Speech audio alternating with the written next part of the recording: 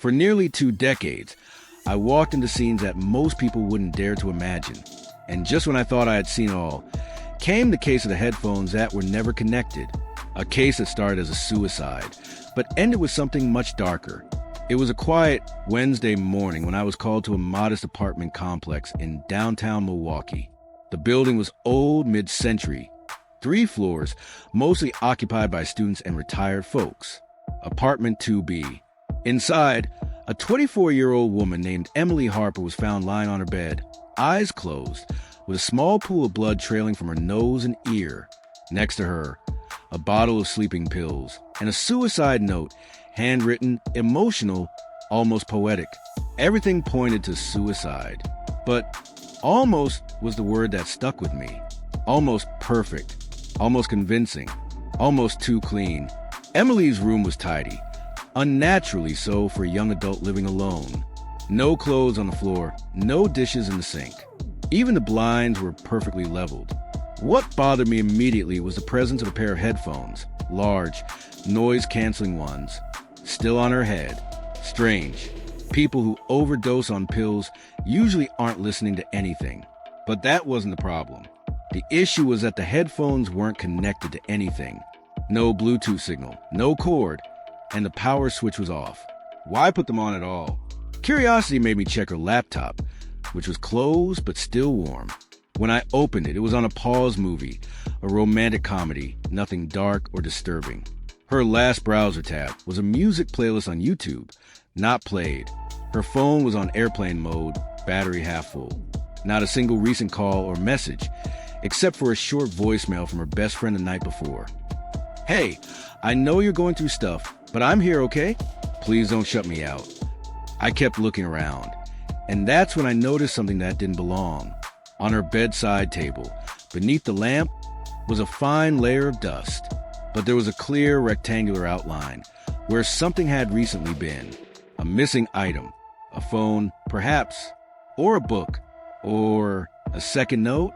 The suicide note she left was written on lined paper, folded once, clean edges. But when I picked it up again, I realized the indentation on the paper was shallow, light handwriting, but the surface underneath, a desk pad, had deeper pressure marks. With a forensic filter and raking light, I recovered parts of what had been written there earlier. It wasn't a suicide note. It was a list. Names. Emily's name was one of them. Others were crossed out, and one had a star next to it. Someone was making a list. Emily had once been part of a whistleblower group at her university. A minor scandal involving falsified research data. Nothing major. No legal charges. But it did ruin a few careers. I dug deeper. One of the names on the list recovered from the desk matched the last name of a former professor who had lost tenure. Jonathan Lasker. Lasker had moved out of state, but something felt off. I got a warrant for Emily's email and found a string of strange messages. Spoofed IPs, encrypted text, threats disguised as riddles. They weren't from Lasker directly. That would have been too easy. But one email had an attachment. A sound file, 15 seconds of static, followed by silence. That's when it hit me. The headphones. The sound file. I sent the file to digital forensics. They uncovered an embedded subfrequency, inaudible to the human ear, but designed to trigger intense nausea and disorientation when played at high volume. The kind of thing experimental psychologists might test, or someone with access to that research. Emily hadn't killed herself. She had been manipulated, drugged, and exposed to an audio weapon that disoriented her long enough for someone to stage the rest. The sleeping pills were real, but the dosage wouldn't have been enough to kill her. She was dead before they even started dissolving. The final clue came when we recovered security footage from a gas station a block away. A man in a hoodie, carrying a small bag, entered the building 2 hours before the estimated time of death. He used a code to get in, Emily's code. When we finally tracked him down, he wasn't Lasker. He was one of his former grad students, a man obsessed with a failed research and convinced Emily was part of the reason his career never took off. He confessed without much fight, said he just wanted her to hear what failure sounded like. That's what gets me. The ego, the pettiness, all masked behind sophistication and clean execution. He thought no one would notice the headphones weren't plugged in, but I did, and that's why I do what I do.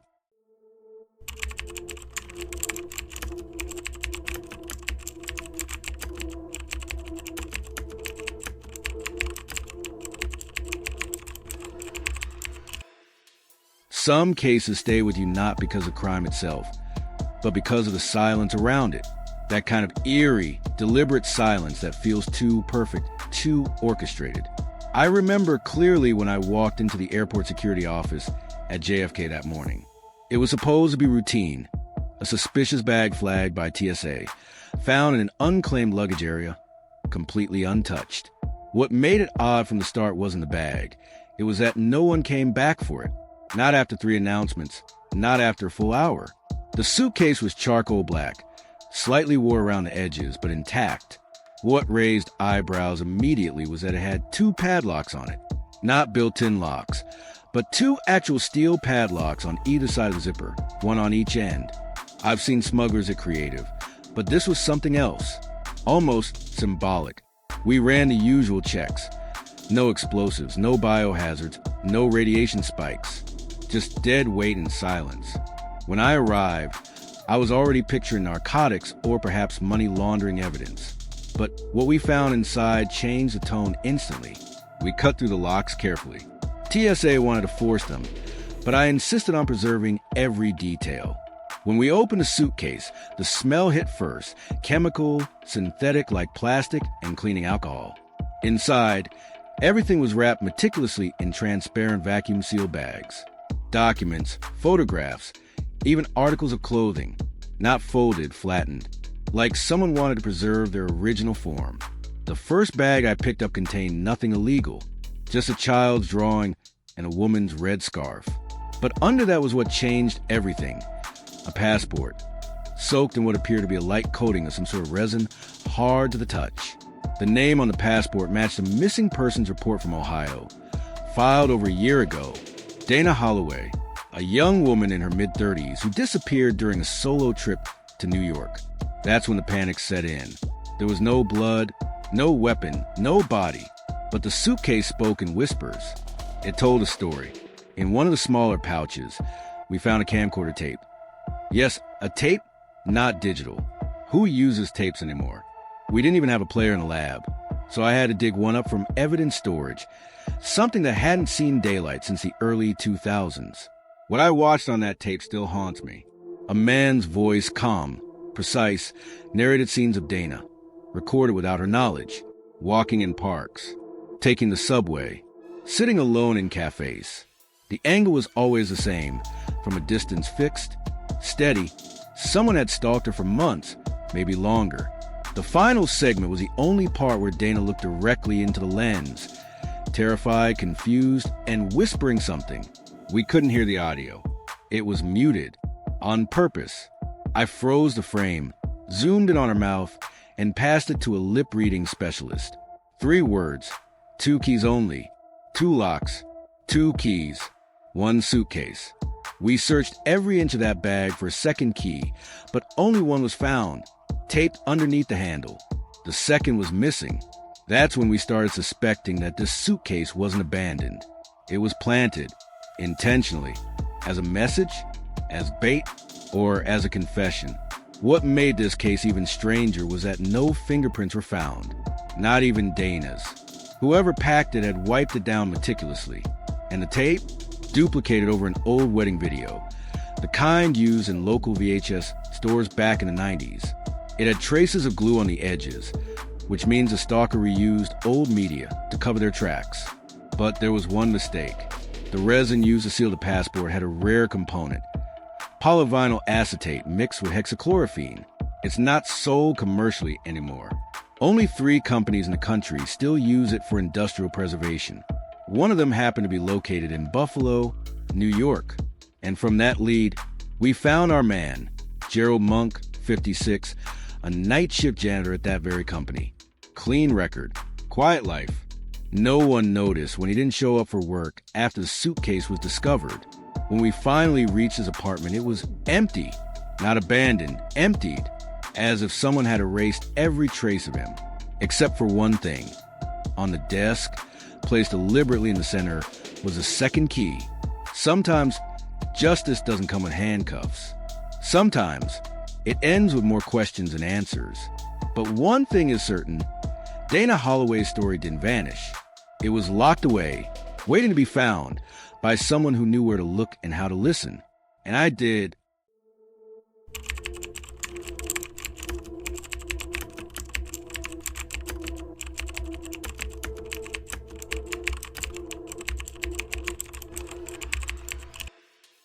I've been called to investigate hundreds of scenes that defied logic, but none quite like the mirror in the Davis residence. A single fingerprint on the inside of a sealed mirror turned a straightforward burglary into a case I still think about to this day.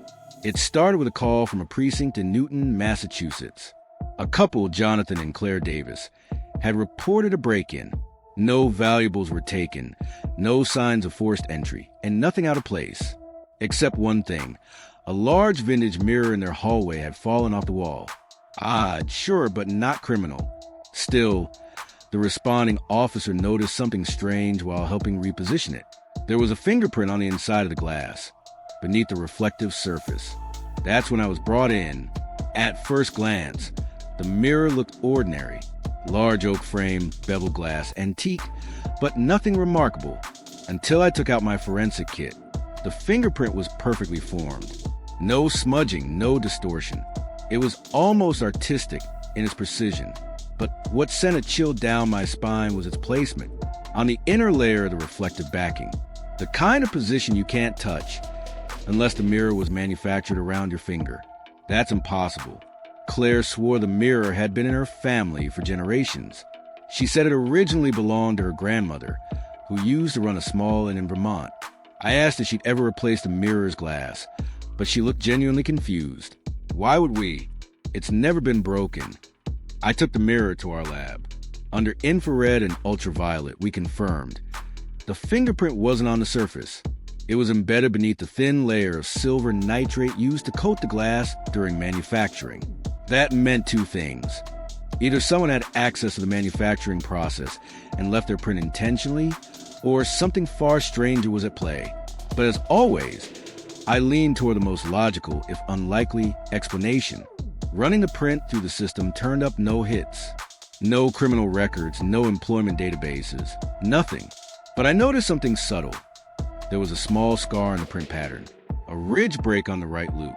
That kind of detail could be matched, even manually. 2 days later, I got a call from a private collector who had heard about the mirror. He had one almost identical, same make, same era, and has had a similar mystery. A faint handprint, again on the inner layer. He'd chalked it up to some antique imperfection. But now, things are starting to connect. I went to see him. His name was Leonard Grant, a former museum curator. He bought his mirror at an estate sale near Lake Champlain 10 years earlier. When I asked for records of previous owners, he handed me a file. That's when I saw it. The name of the inn, Maple Hill Lodge. The same place Claire's grandmother used to run. 2 mirrors. Same place. Same anomaly. I pulled building records from Maple Hill. It had burned down in 1978 after a gas explosion in the kitchen. 4 people died. One of them, a young maintenance worker named Daniel Foster, 19 years old. No criminal history. But I found something curious in the coroner's report. His fingerprints had been taken post-mortem due to some confusion about identity. With some digging, I found the original fingerprint cards. And there it was. Right loop, ridge break, exact match. Daniel Foster had somehow left his fingerprint inside 2 mirrors. I visited Claire again. I asked her if she remembered anything unusual about the mirror when she was growing up. She hesitated, then told me something she hadn't shared before. When she was 8, she once saw what she thought was a shadow behind the glass. Her grandmother told her it was just a trick of the light. But now, that memory haunted her. I assured her there was no one in the mirror. But the forensic truth was just as disturbing. We had a fingerprint from a man who died nearly 50 years ago, inside an object that shouldn't physically contain it. There's a plausible theory. Perhaps during manufacturing of the mirror, Daniel handled the raw glass, and somehow his print was preserved when a reflective layer was added. But what are the odds of that happening twice? On 2 different mirrors?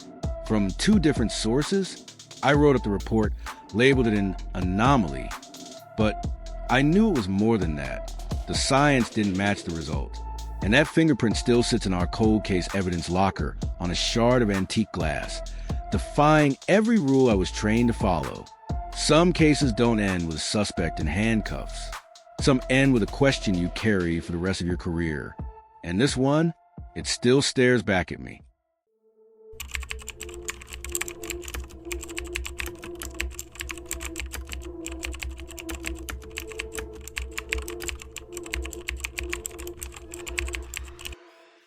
I had already learned the hard way that some cases don't end with handcuffs. They end with silence, with things left unsaid. But the one involving Alan Weber was different. It didn't end in silence. It screamed at me days after the investigation had been officially closed. Alan Weber was 42, a mid-level accountant in a small but growing real estate firm in Providence, Rhode Island. Quiet, methodical, married for 12 years. No kids. His body was found in the driver's seat of a Subaru on a Tuesday morning. Engine still running, doors locked. Gunshot to the head. No note. No sign of struggle. On paper, it was clean. Too clean. But I never liked paper. I arrived at the scene an hour after the first officers. The car was in a public parking garage 2 blocks from Alan's office. There were no cameras nearby. The weapon, a 9mm registered Allen, was found in his right hand. Powder residue on his fingers. 1 clean shot. The Me confirmed death around 7:20 a.m. Suicide. That was the word floating in everyone's mouth. But if you've seen enough real crime scenes, you know the details rarely behave. They don't always follow the script. First red flag, the gunpowder residue. It was there, yes, but unusually light for a point-blank discharge. Almost like someone had smeared a trace of it after the fact. I asked the lab to dig deeper, though I knew the DA wouldn't hold a case on almost. Second, Alan's face. His expression. It wasn't fear or sadness. It was confusion. I've seen people die in many ways. That was not the face of a man who chose the moment. Still, without a suicide note or hard evidence to the contrary, the report leaned towards self-inflicted. His wife, Maggie, broke down during questioning, said she had no idea he was depressed. But then she asked me something no grieving spouse usually does. Did you check a calendar? Her eyes weren't red. Her hands didn't tremble. I got a warrant, went through his laptop. That's when things got odd. Alan had an appointment set for 7:30 a.m. the morning he died. Just one word in the subject line. Confirmation. No details. No location. But he typed it manually, and that word appeared nowhere else in his logs for the past year. I reviewed the security footage again. At 7:18 a.m., a dark sedan pulled into the garage and left after only 4 minutes. The plates came back unregistered. The angle didn't show who got out. Then, the break I didn't expect came from the mailbox. 5 days after the case was closed, Alan's wife forwarded me an envelope she received. No return address. Postmarked 2 days after his death. Inside, a crumpled receipt from a small hardware store 15 miles away. One item, a key copy. Dated the night before Alan died. The name on the receipt wasn't Alan's. It was Brian Calhoun. Brian had worked with Alan. Fired 6 months earlier for embezzlement. Tried to claim Alan framed him. No one believed him, not even HR. Alan had brought forward the evidence. I dug into Brian's records. No sign of him for months. No credit activity, no official employment. But then I traced the receipt to the actual store. I showed the clerk Brian's picture. He remembered him, said he seemed nervous, kept looking at the exit. The key? For a basic padlock, the kind used for storage units. We got a warrant for units in Brian's name. Found one under an alias. Inside, we uncovered surveillance photos of Alan's daily routine, maps, a burner phone, and tucked inside a bag of work gloves, a tiny bottle of GSR. gunshot residue sample, enough to smear on a dead man's hand. And at the bottom of the duffel bag was Alan's real appointment confirmation. It was a printout of an email from Brian, sent anonymously, offering evidence to clear Alan's name in a completely different matter. A case we didn't even know Alan was investigating internally. A whistleblower, a setup, lure him in, stage the scene, make it look like a man crushed by guilt. Brian wanted revenge, and he got it, almost. But that one receipt, that single act of copying a key, put the entire illusion in jeopardy. If it had arrived earlier, we might have stopped Brian. If it had arrived later, it might have been discarded. Timing is everything in this line of work. We tracked Brian across state lines, caught him boarding a bus to Albany. He didn't resist. He looked tired, like a man who knew his delay had cost him. That night, back in my office, I looked at the receipt one more time. It was stained, crumpled, almost unreadable, but it told the whole story. It reminded me that justice, sometimes, is a matter of timing, and that even a piece of trash, if it arrives just late enough, can rewrite the ending.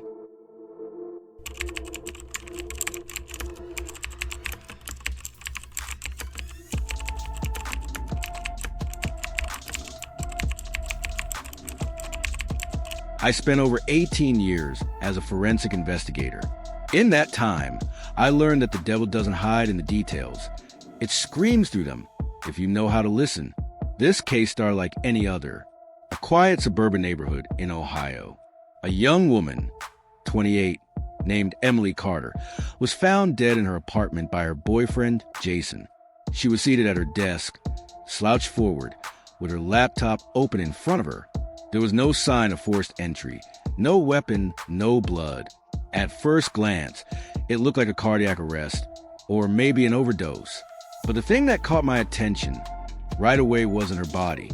It was a laptop. The screen was still lit when I entered the room, but seconds later, it suddenly shut down. I walked over and checked. Battery was full, charger plugged in, but it turned off by itself.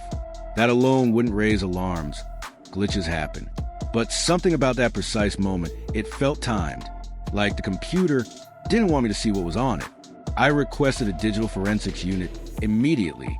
While they were en route, I studied the surroundings.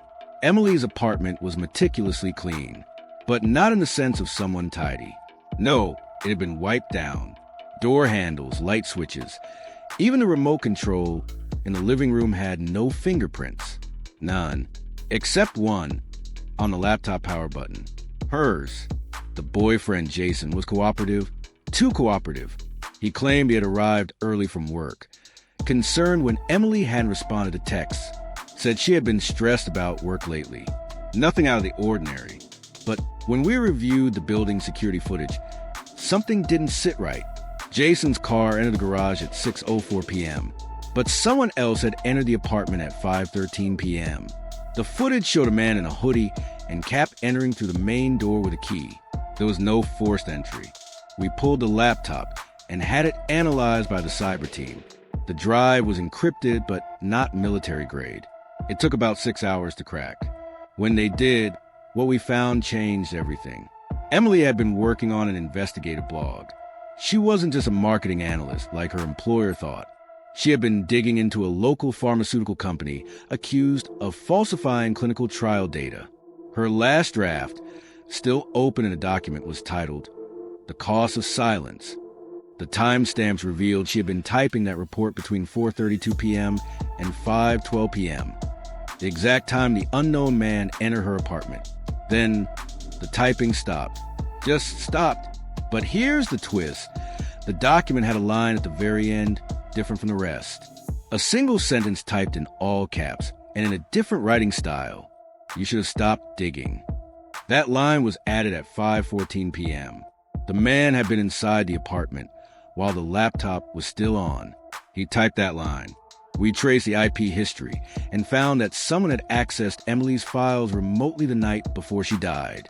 The IP was linked to an anonymous VPN, but with some digging, we matched the secondary IP, a slip-up, to a contractor formerly employed by the pharmaceutical company, a systems analyst named Greg Milton.